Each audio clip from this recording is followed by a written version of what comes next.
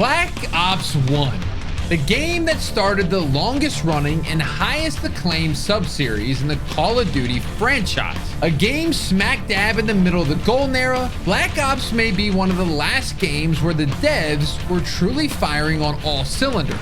A mind-bending campaign, incredible zombies, and one of the most innovative and well-balanced multiplayer games of all time. But now that it's over 14 years old, does it hold up to today's standards? Should fans gearing up to enjoy Black Ops 6 later this year even bother going back to experience this masterpiece from decades past?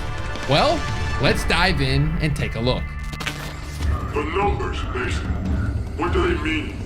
Black Ops 1's campaign is regarded by many, including myself, to be the best in the series. Placed firmly in the 1960s during the height of the Vietnam War, you play as Alex Mason, the franchise's first protagonist with an actual face and voice who would talk and give orders as you played and appear in cutscenes. This fit well because unlike every other game before it, Black Ops was focused on the personal story of the characters rather than the conflict they're fighting in. You can't kill me!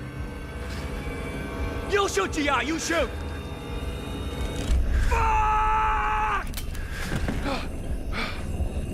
But before we actually jump into the campaign, let's just take a second to appreciate the main menu. With the current CODs all following the Hulu design philosophy of boring side-scrolling menus, BO1 stands as the exact opposite, with a minimal design that puts you in the interrogation room, controlling the TV to select your mode. It might sound like a small and unimportant detail, but this very first screen is the first thing a new player sees when booting the game up and gives the game so much character. Then, of course, there's also the famous Easter egg, where you can mash both triggers to actually break free and run around the room and access a computer terminal loaded with Easter eggs and intel. Okay, let's get to the story. The plot revolves around Alex Mason, a CIA operative who's been captured and interrogated by two mysterious figures about his role in the Vietnam War and several off-the-book operations he was involved in. Every mission is a story told by Mason while in this chair, which gives the writers free rein to build in time skips that get you right into the meat of every sequence, and even leads to a bit of unreliable narration at times. This game also saw the introduction of staple characters like Hudson, Weaver, and Woods, who would go on to be the face of the subseries even now, 14 years later. And it even had the return of fan favorite Reznov and Dmitri from World at War. Now, if you haven't experienced this game for yourself yet, I'm not going to do you the disservice of spoiling the ending for you here, because it's hands down the best story in any COD.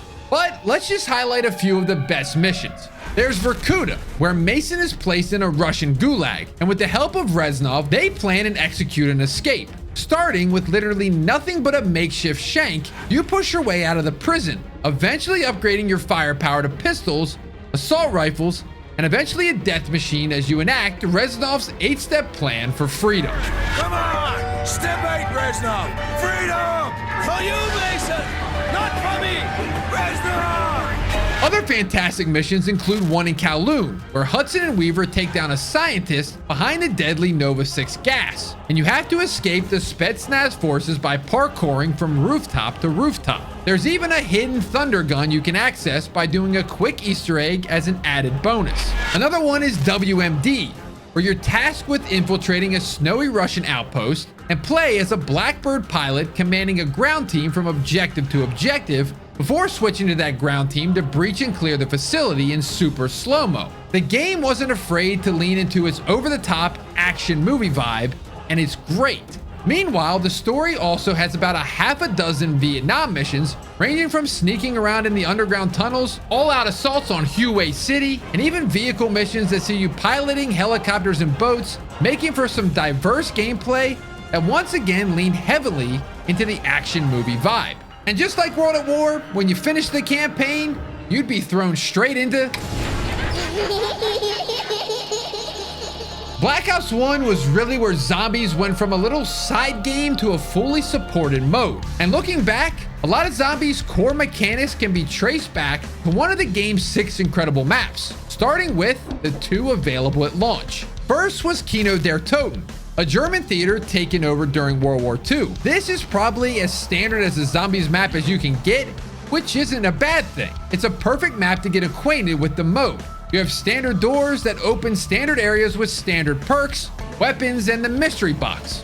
Simple. New additions specific to the map included Nova Crawlers, which exploded into toxic gas when killed, and the iconic Thunder Gun. It's just plain and simple zombies fun. The exact opposite of the second map on disc. Power level critical. Major systems offline. 5, which took place in the Pentagon, had you playing as JFK, Nixon, McNamara, and Castro after a zombies outbreak traps them inside. At the time, this was as difficult as the zombies maps got. With tight corridors and corners, it meant you were constantly being cut off. They introduced new teleporters that would take you to a random locations around the map, making them either a useful tool to get some distance from the undead or a death sentence. This was also the first map to replace dog rounds with a new enemy type, the Pentagon Thief, who would chase each player one at a time and steal whatever weapon they're holding unless taken care of. Both maps were distinct, and their range and difficulty left most fans happy, but it wasn't until the very first DLC map, Ascension, that things really started taking off. This map introduced 2 additional perks, PhD Flopper and Stamina Up, but kept the 4 perk limit of older maps, meaning that now every match you had to decide which perks were worth grabbing. The trend of replacing dog rounds continued, with perk stealing monkeys crash landing every 5 rounds that you need to defend your precious Juggernaut from. Ascension was also the very first map to feature a main quest Easter egg, and although the reward for completing it wasn't too great, it was a nice surprise and would start a trend of every single map having a massive puzzle to be solved. Call of the Dead was in the next map pack, featuring an all-new celebrity-studded cast as they're marooned in Siberia while filming a movie. This map was where they started consistently ramping up the difficulty, with fog rolling in to lower your visibility, several narrow and broken paths to trip you up, and a new obstacle making it impossible to stop moving forward for even a second. See, each map in this game had a specific gimmick, and Call of the Dead's gimmick was named George Romero. The zombified director would constantly follow players, and if he got too close to you, or you ever shot him, he would become enraged and chase you until you let him into a pool of water to cool down. You could always kill him, but he had an insane amount of health that scaled depending on how many people were in the game, meaning that if you were playing with a full 4 players, he would have 1 million health. Next was Shangri-La, which unfortunately was seen as the game's first miss according to many. Compared to Call of the Dead and Ascension, Shangri-La was incredibly cramped and small, making training almost impossible. Treyarch also littered the map with traps, like the maze and spike traps that would often do more damage to you than the zombies. On top of that, this map's wonder weapon, known by most as just the baby gun, wouldn't actually kill zombies, but just shrink them. Then you would have to run over them yourself and stomp them to death, which still hurts you, so you couldn't always use it to get out of a sticky red screen situation.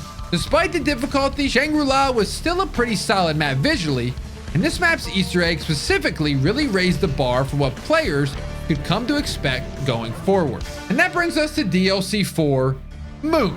This map was packed with so much new stuff. Zero gravity, spacesuits, the hacking device, mule kick, jump pads, this cosmonaut guy that would steal your perks if he grabbed you, who would actually be named after someone on your friends list trying to trick you, and a massive Easter egg that would lead to Richtofen literally destroying the Earth. A fantastic way to end the Black Ops Zombies DLC season, and a perfect setup for Black Ops 2 to kind of fumble for a little bit, not gonna lie.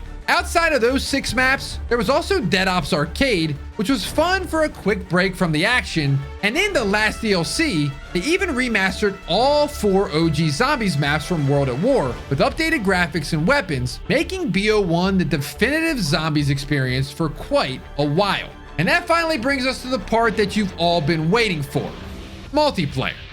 Now, not to bury the lead here, Black Ops 1's multiplayer was fantastic. After Modern Warfare 2 the year prior skyrocketed COD into a new age, but at the cost of some wildly overpowered weapons, perks, and streaks, players were looking for more of a refined and balanced experience, And that's exactly what Black Ops delivered. With the exception of a few guns dominating, which you'd find in just about every COD if we're being honest, the sandbox was surprisingly well balanced. Streaks hit a good mix of being powerful but not OP, and really leaned into the setting with additions like the RCXD making its debut, along with the new Valkyrie rockets and Blackbird. Chopper gunners were replaced with the gunship, which let you actually pilot it. And of course, attack dogs from World at War finally made their return as well.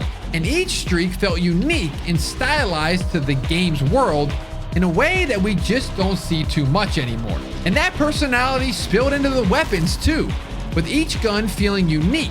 The G11, Galil, Enfield, FAL, FAMAS, these are all assault rifles, but they looked, felt, and played completely different than one another, as opposed to the weapons in modern COD that are almost interchangeable. Treyarch also experimented with more special weapons like the ballistic knife and a crossbow with explosive bolts, which were a blast to mess around with, and even more fun if you were able to master their unique quirks. The Spaz, the Stoner, L96, Commando, all incredibly iconic weapons that had a place to shine in the sandbox. The only category that was a little disappointing were the SMGs, which aside from the 74U, were a little pebbly, but made up for it with insane rapid fire and akimbo attachments. Perks were pretty standard, but with the new addition of your first perk slot affecting your player model in game. That meant that now you could take one look at an enemy and know that they were using Flat Jacket, Hardline, or Ghost and plan accordingly. Customization also took a huge leap in the game, with face paints, custom reticles, clan tags etched into your weapons, and even an emblem editor, letting players make some incredible stuff. All that said, the big thing players didn't really like was Ghost, the classic perk that kept you off the radar. While modern versions of the perk turn off its radar shielding ability when the player stops moving for a second or two, in this game, they didn't have that feature. So people could just post up in a corner and camp the whole game long. Outside of matches, progression was fueled by COD points. Wait, not that kind. These COD points were 100% earned in-game and would be used to unlock weapons, perks, and equipment in whatever order you liked. Certain things like weapons were still locked behind a certain level before you were allowed to purchase them though, which made the system a little pointless. And the fact that you could buy any cosmetic with them too made camos less about mastery and more about spending power, which are all the reasons I think we never saw this system return in any games after.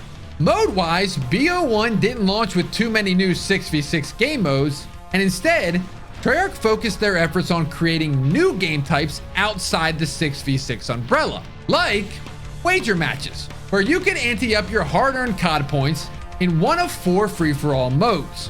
There was one in the chamber, which we all know gives you 3 lives and 1 bullet with the goal of being the last man standing. And gun game, where every kill would progress you through a weapon ladder until eventually ending on the ballistic knife. Then for the lesser known ones, there was sticks and stones, a pretty simple free-for-all where every player had nothing but a crossbow, ballistic knife, and tomahawk. But the twist was that if you ever got tomahawked, your score would be reset to 0 and you'd have to restart. And lastly was sharpshooter, where every 15 seconds, every player would be given a new random weapon, and whoever has the most kills at the end wins. They were decently simple in theory, but so much fun in practice. And the tension added by having COD points on the line made them so much more engaging. Black Ops 1 also poured a lot of time into developing a few other modes and features as well, like Theater, making its debut, letting you rewatch your own gameplay and even pop into the head of that guy who killed you around a corner to see how he actually got the better of you. For those new to the franchise, there was also combat training, a full separate progression, but instead of playing against other players, the other team was all bots to help you dip your toe into online multiplayer without getting pub stomped. Plus, custom games in BO1 were unreal. Unlike most private matches where you only can adjust simple stuff like time limit or how many points each kill is worth, in Black Ops 1 you could adjust so much more, including how many kills you need for specific streaks, the effectiveness of each perk, individual player speeds, health, damage, and classes, and even save these settings out and share them with others to properly make your own game modes. And of course, the maps were pretty good too, with classics like Firing Range, Summit, and Jungle showing up for the first time, and the very first appearance of Nuketown as a simple cul-de-sac in the Nevada desert. One thing the devs tried to accomplish with their maps this year around was to give them plenty of dynamic and interactable elements, like the rocket on launch that would take off mid-game and kill anyone underneath, or the doors on radiation that players could manually open or close, exposing the B-Dom beneath it. As DLC maps released, these map features became even more common and robust, like functioning elevators on Hotel, Kowloon zip lines, and the No Man's Land on Berlin Wall, which sliced the map in half and gunned down anyone who stepped inside. Honestly, the DLC maps in this game might even be more iconic than the ones on disc, all perfectly fit into the rotation, and a lot of which would become staples of the franchise, being remade for years to come. Black Ops is about as perfect as a COD game can get, a textbook example of what happens when you let Treyarch cook and give each mode the love and attention that they deserve. This isn't like Modern Warfare 2019 with a solid campaign and multiplayer, but a lackluster co-op mode, or BO3 with great zombies and multiplayer, but with a single player that just missed the mark. Black Ops 1 is so highly regarded in the Call of Duty fandom because all three of its modes are incredible. And for that reason, no matter what you play Call of Duty for, Black Ops 1 won't disappoint. Thanks for watching, subscribe if you're new, and we'll see you in the next one.